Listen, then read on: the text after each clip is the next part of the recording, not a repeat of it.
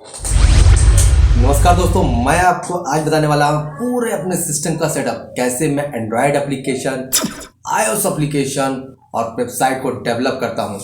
आज मेरा official work था, कुछ ऑफिस में काम था, सेकेंड हाफ में मुझे जाना है, तो मैं फर्स्ट में ही थोड़ा सा जो मुझे 3 या 4 घंटे का ब्रेक मिला है, मैं घर तक चला आता हूँ और सोचा कि आज फ्लटर की कुछ क्लास पढ़ा दी जाए। उसी पे मैं वीडियो बनाने वाला हूँ। उससे पहले मैं आपको सेटअप दिखाने वाला हूँ, क्योंकि सेटअप बहुत ज़रूरी है आपको डेवलपमेंट करने से पहले। तो दोस्तों, अब मैं बताता हूँ आपको मैंने सेटअप कैसे किया है और कैसे मैं इस पर काम करता हूँ। सबसे बड़ी बात, जो आज करके सॉफ्टवेयर डेवलपमेंट टूल किट आते हैं दोस्तों, वो बहुत ही हाई और प्रोफेशनल और बहुत ही फ्रेमवर्क के हो चुके हैं। फ्रेमवर्क मतलब बना बनाया सारा चीज़ सिस्टम रहता है, आप उसको उठाइए, ड्रैग डाउन करिए, ऐसा सिस्टम बन चुका है। लेकिन कोडिंग अभी भी है दोस्तों। तो एक्चुअल में यहाँ पर क्या हो रहा है कि अगर आप डेवलपमेंट क्लास सीखना चाहते हैं या डेवलपमेंट करना चाहते हैं, अगर आप डेवलपमेंट करना चाहते हैं तो आपको सबसे बड़ी बात, आपको आपका जो सिस्टम सेटअप है वो अच्छा होना चाहिए दोस्तों। अगर आपका सिस्टम सेटअप अच्छा नहीं है तो आप काम करने में या आपको डेवलपमेंट करने में दोस्तों बहुत कठिनाई आ सकती है। इसलिए आपको सिस्टम डेवलपमेंट बहुत अच्छा होना चाहिए।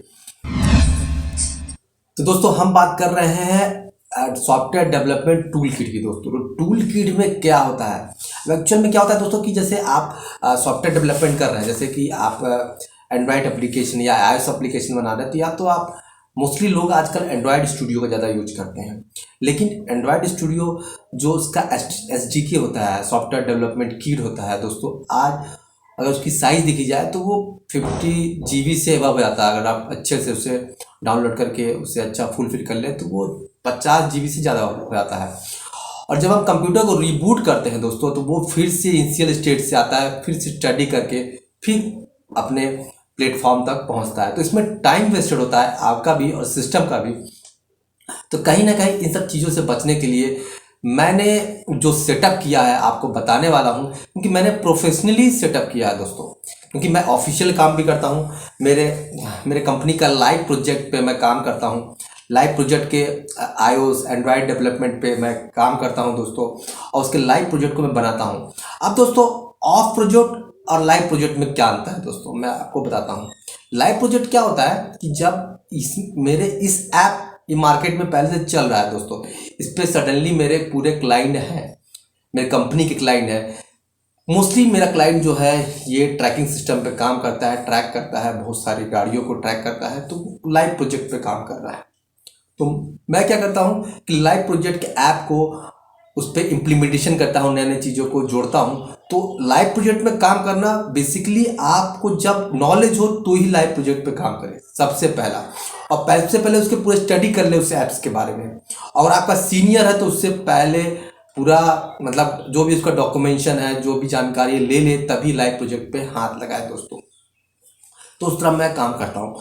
अब मैं आपको, अगर आपको फ्लटर क्लास पढ़नी है या आपको एंड्रॉयड क्लास पढ़नी है दोस्तों, तो मेरा ये वीडियो है जो कि आप इसमें क्लासेस देख सकते हैं। फ्लटर की, एंड्रॉयड की मैं स्टडी पढ़ाता हूँ, आप पढ़ भी सकते हैं। सबसे बड़ी बात है दोस्तों कि जो मैं काम करता हूँ उस एक्सपीरियंस को आपको बताता हूँ दोस्तों, पूरा सेटअप दिखा रहा हूँ, बताता हूँ कैसे काम करते हैं। मैं इतने सारे स्क्रीन खोलता हूँ तो मेरे घर वाले बोलते हैं कि और 2-4 खोल लो, इतना जगह तुम्हारे लिए कम है। लेकिन एक्चुअल में दोस्तों IT वर्क का लोड इतना बढ़ चुका है ना, मेंटली लोड होता है IT वर्क में दोस्तों, तो उसको देखते हुए हमें स्क्रीन लगाना पड़ता है। मेरे लिए तो 2 स्क्रीन भी कम पड़ता है एक्चुअल में। अब मैं बताने वाला हूँ कैसे कैसे मैं सारे मैं सेटअप किया हूँ दोस्तों। आपको ये दिख रहा होगा, 3 सिस्टम दिखाई दे रहे होंगे। अब देखिए मैंने इसे सेटअप कैसे किया है, मैं आपको दिखाने वाला हूँ।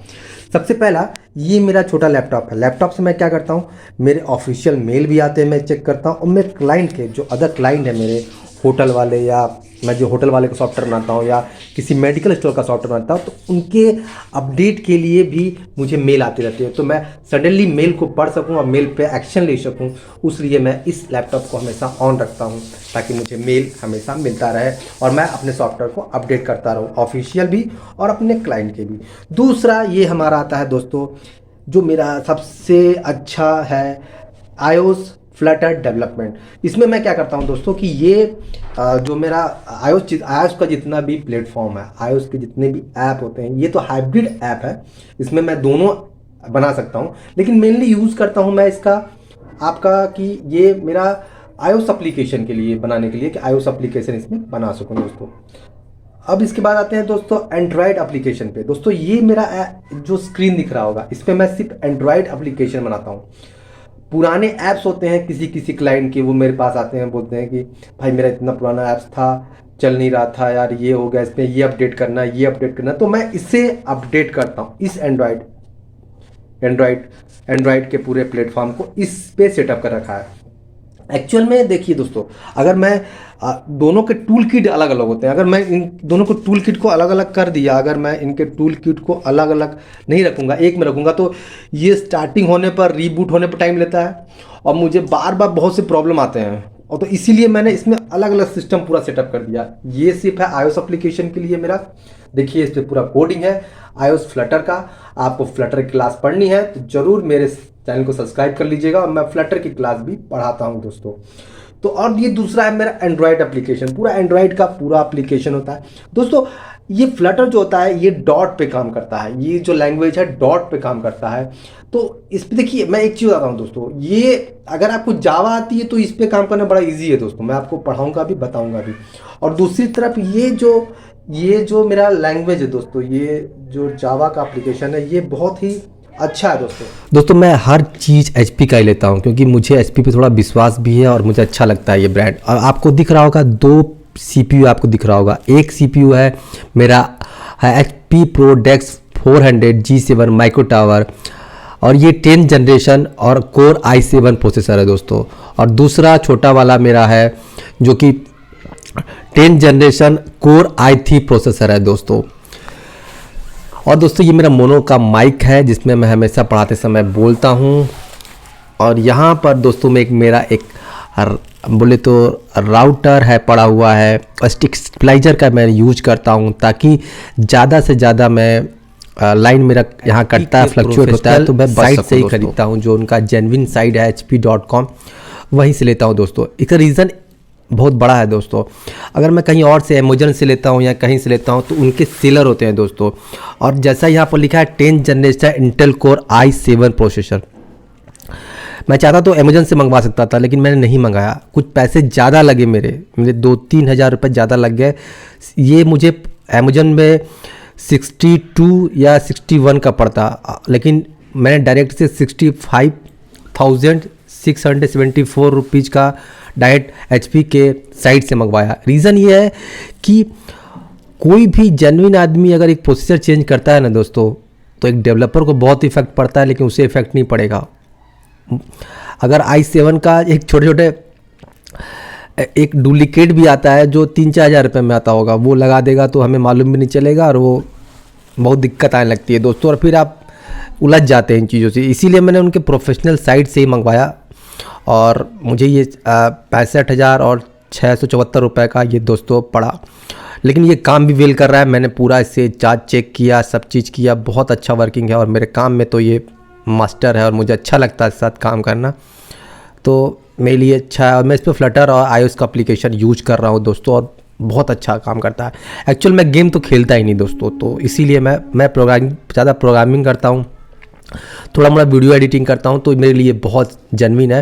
क्योंकि और दूसरी बात एक और आती है, लोग असेंबल भी करते हैं दोस्तों। मैं चाहता तो मैं खुद भी असेंबल कर सकता था, लेकिन मुझे असेंबल इसलिए पसंद नहीं है क्यों दोस्तों, जब आप कोई चीज़ असेंबल करते हैं तो या तो आपको पूरी जानकारी हो उस चीज़ की, क्योंकि जब आप मदरबोर्ड में या रैम कुछ भी लगाते हैं तो वो कितना फ्लक्चुएट करंट ले रहा है या कितना ले रहा है, कितना प्रॉपर जा रहा है, इन सब बातों का बड़ा मेजरमेंट ध्यान देना पड़ता है दोस्तों।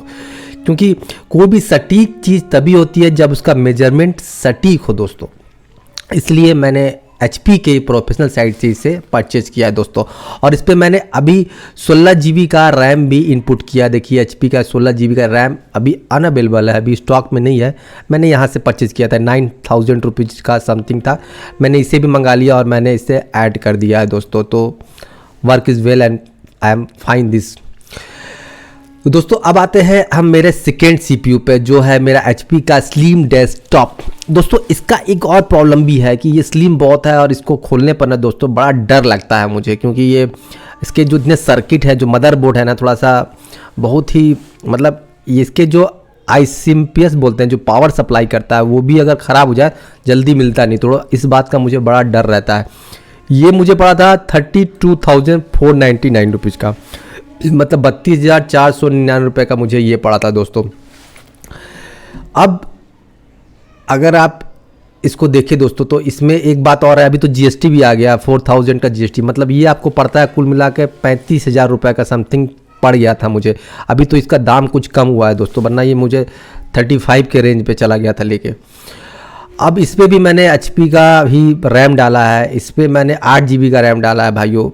अब ये मेरा, इस पर मैं एंड्रॉयड एप्लीकेशन बनाता हूँ और ये एज ए वेल बहुत अच्छा काम कर रहा है, इसका काम बहुत अच्छा है, ये भी अच्छा वर्क करता है।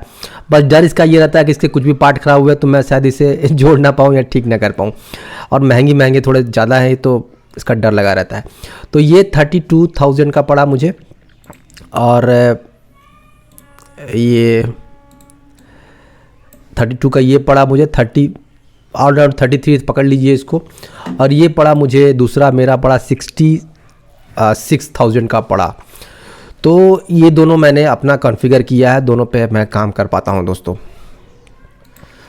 अब आते हैं थोड़ा सा मॉनिटर की तरफ। मॉनिटर में मैं आपको दिखाता हूँ, ये मेरा मॉनिटर है। मैं ज़्यादातर HP का, मैं बोला पहले, ब्रांड यूज करता हूँ, और HP का ये 2.38 इंच का मेरा मॉनिटर है, और हाई HD ग्राफिक है, मतलब इसके जो HD है अच्छे हैं, और मुझे कोडिंग करने में अच्छा, मतलब एक कलर का जो कॉम्बिनेशन अच्छा मिलता है। और देखा जाए तो मैं बोलूँ तो मेरा पुराना वाला भी है, पुराना वाला मेरा ये है, कॉम्पैक्ट था, पहले कॉम्पैक्ट HP में हो गया, तो ये मेरा पुराना है। ये 4.79 था, ये तो मैंने ऑफलाइन मंगवाया था, तो मुझे 6,000 रुपये में पड़ गया था। ये बहुत पुराना मॉनिटर है मेरा, आज से 3 साल पुराना मॉनिटर है मेरा, 3 साल का ये मॉनिटर है, लेकिन आज भी काम कर रहा है दोस्तों। मैं इससे खुश हूँ, क्योंकि आज भी ये अच्छा काम करता है, तो मैं इससे खुश हूँ। वरना अदरवाइज़ ऐसे मॉनिटर तो आज मैं बता रहा हूँ कि मेरे 1-2-3 दोस्त के थे, वो सब ख़त्म हो चुके हैं, लेकिन मेरा आज भी ज़िंदा है और काम करता है, और बहुत वेल मेंटेन काम करता है।